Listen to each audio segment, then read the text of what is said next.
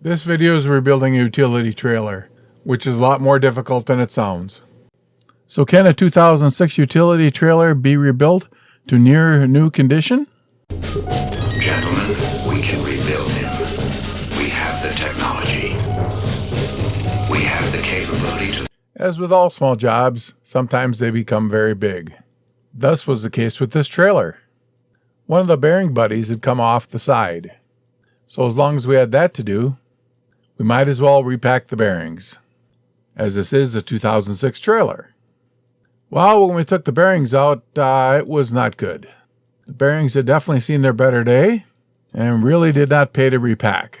So the fun begins. Let's go ahead and get new bearings. Seeing as they were 52mm, they're a little bit harder to come by. But we did find some locally. I do prefer to buy local. And as you can see by the pictures, the bearings definitely were overdue. The races were in pretty bad shape as well as one of the seals was bad as well. So let's go ahead and just take care of business and get it all done. So there's new bearings with the new races and some new seals. And then the bearing covers, which was the big deal. The 52mm bearing covers had to come all the way from Switzerland, which was surprisingly not as bad as I thought it was going to be. As long as we had the trailer upside down to do the bearings, we took a real close look at the lighting. Well, that wasn't very good either. So off to get a new lighting kit. Actually, it wasn't too bad, and very easy to install. One thing with lighting on a trailer is I always run a second ground wire, right from the connector right to the lights. That way there's no question about grounding issues.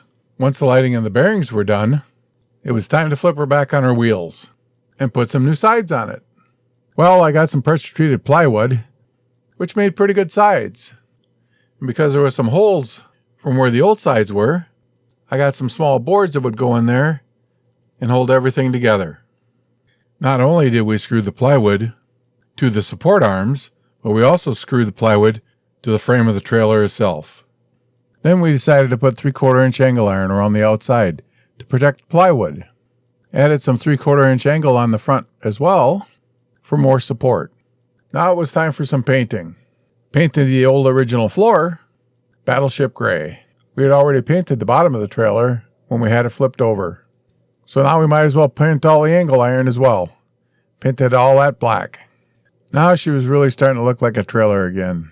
Just needed a few minor touch-ups. Built some nice new ramps for it as well. Also got 2 brand new tires for her.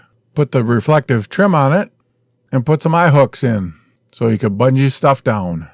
Hard to believe it's a 2006 trailer. I hope this gives you some great ideas on how to rebuild a trailer. Special thanks to Joel Sweberg for his help in working on this trailer. If you feel this video has been helpful, please like and subscribe.